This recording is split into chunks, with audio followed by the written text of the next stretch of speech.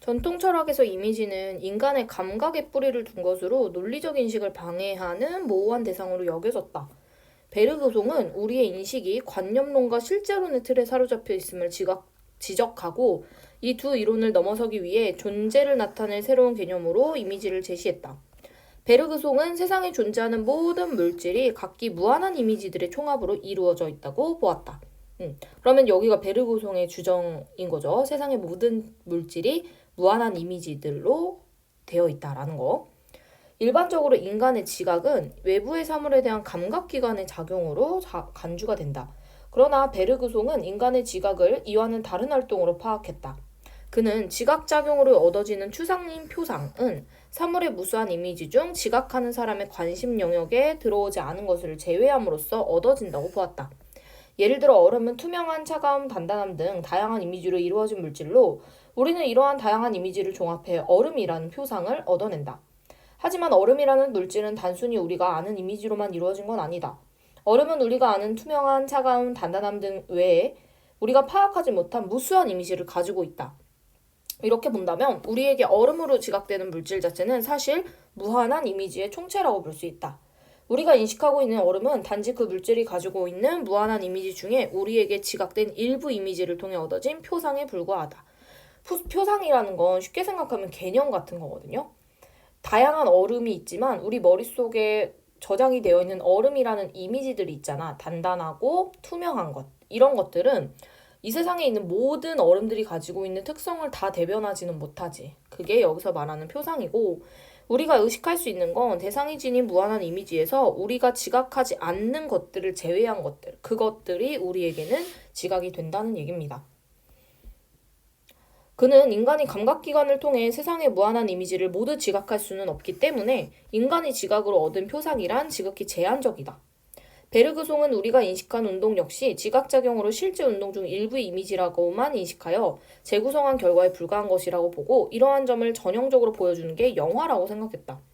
그는 영화가 그 자체로는 움직이지 않는 단편적 이미지를 연속적인 것처럼 보이도록 환영을 만들어낸 것이며 실제 운동을 단속적 형식으로 재현하는 거짓 운동의 전형이라고 보았다.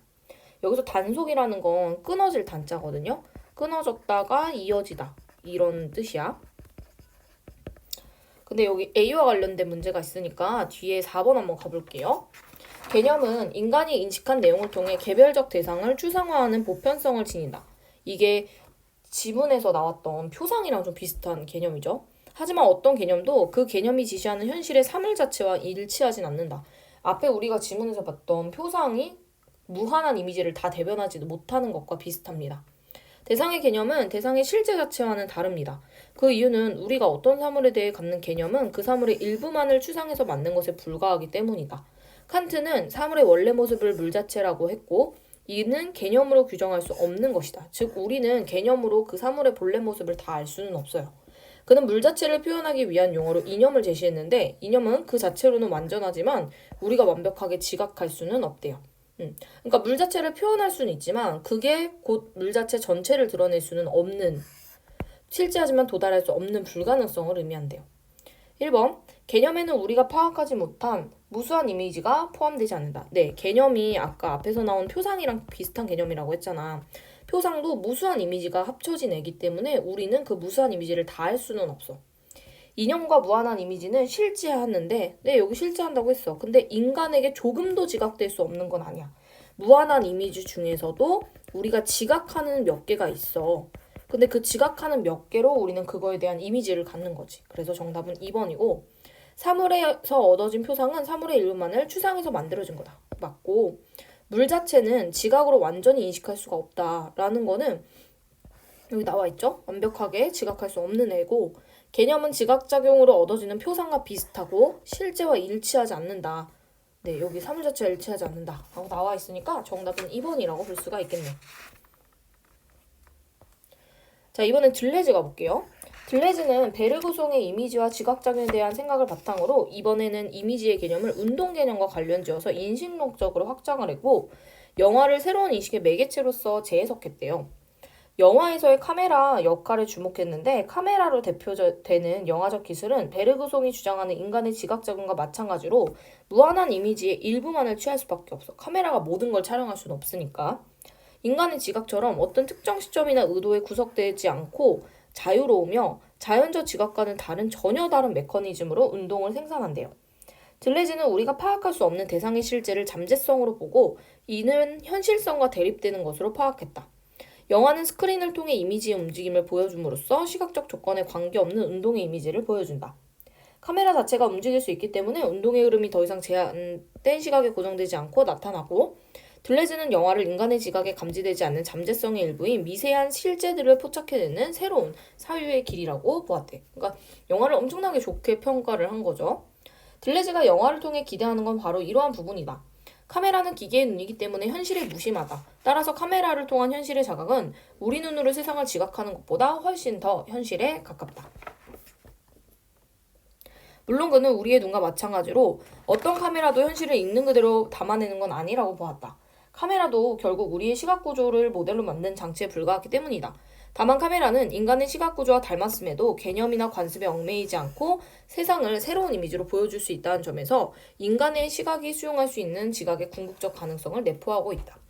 근데 우리 사람은요, 그냥 눈에 보이는 걸 다 고지고대로 무한한 이미지로 받아들이는 게 아니라 자기 머릿속에 있는 관념을 토대로 만들어낸단 말이죠, 이미지를. 근데 카메라는 그런 것들이 없어서 여기서는 그대로 남아낸다고 본 거고, 카메라는 인간의 눈과 닮았지만 기존의 개념이나 관습으로부터 자유로울 수 있고 인간의 눈으로는 지각할 수 없는 새로운 이미지들을 드러낼 수도 있대요. 네. 마지막에는 들레즈의 의의가 나와 있고요. 1번, 전통 철학의 장점을 수용하는 걸 통시적으로 말한 적은 없고 표상에 대한 건 나오지만 그 견해가 변화하는 과정은 나오지 않습니다. 정답은 3번입니다. 영화에 대한 각기 다른 입장. 여기서 들레즈는 영화를 긍정적으로 평가를 했는데 베르그송은 산문한 마지막 줄에 보면 그냥 영화는 환영이다, 거짓 운동이다 라고 얘기를 했기 때문에 각기 다른 입장이라고 본 거고요. 특정 영화는 나온 적이 없고요. 전문가의 견해를 제시하고 그런 걸 부정하는 얘기는 안 나옵니다. 2번, 베르그송은 우리에게 지각되는 대상은 이미지의 일부에 한정된다고 보았다. 네, 베르그송은요, 무한한 이미지 중에서 우리가 지각작용으로 얻는 건 들어오지 않는 것들을 제외하고 얻어진 거라고 보았죠. 2번, 베르그송은 표상이 물질 자체와는 다르며 인간의 지각을 통해 얻어질 수 있다고 보았다.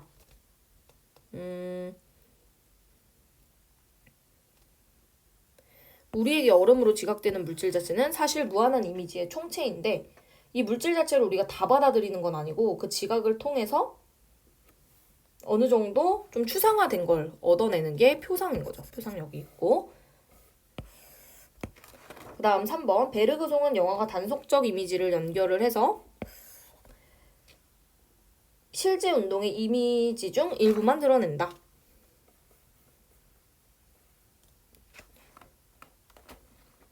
단편적 이미지들을 일부만 드러낸다. 그래서 거짓 운동 뭐 이런 얘기가 나와 있었고 정답이 4번인데 잠재성을 들레즈는 대상이 실제라고 보았어요. 그래서 지금 4번이 틀린 이유는 실제하지 않은 하가 아닙니다. 잠재성은 실제하는 겁니다. 정답은 4번. 들레즈는 영화가 우리가 파악할 수 없는 움직임을 보여줌으로써 새로운 사유를 창조할 수 있다고 보았습니다. 특히 여기 4문단 마지막에 있었어요.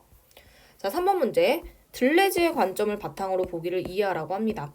사진가는 카메라의 셔터만 눌러 대상을 있는 그대로 담아낼 뿐 새로운 것을 창조하지 못한다는 생각 때문에 사진은 예술로 취급되지 못했대요. 그러면 1번 선지. 예술로 취급되지 못했던 게 카메라의 가능성의 인식이 좀 부족했었다라는 거.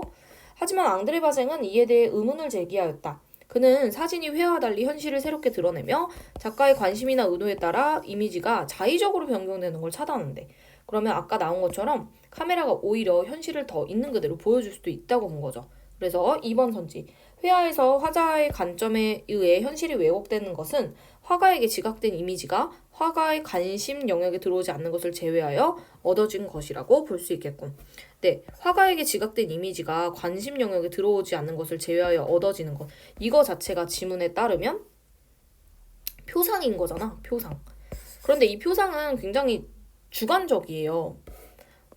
우리한테 지각이 되는 거기 때문에 주관적일 수 있고, 다만 이제 영화는 그런 것들에 구속되지 않는다 라고 나와 있죠. 그래서 2번 선지도 이제 맞다라고 볼 수가 있고, 회화에서도 여기 나와 있죠, 이 말.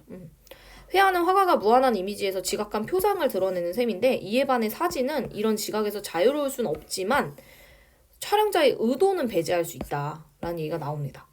3번, 사진이 현실을 새롭게 드러낼 수 있다는 건 카메라가 자동성의 기초에 우리 눈을 통해 지각 불가능한 현실만을 담아낸다? 아니, 그건 아니죠. 지각할 수 있는 거를 담아내고 있어요. 다만 좀 거기서 현실이 왜곡되는 것들도 있지만 의도를 배제할 수 있다는 장점이 있었죠. 카메라가 촬영자의 의도가 배제된 세계를 드러낼 수 있는 건 카메라가 이미지를 시각적 조건과 관계없이 드러내어서 관습으로부터 자유로울 수 있다. 우리 지문에 보면 시각적 조건에 관계없는 운동의 이미지를 보여주고, 그리고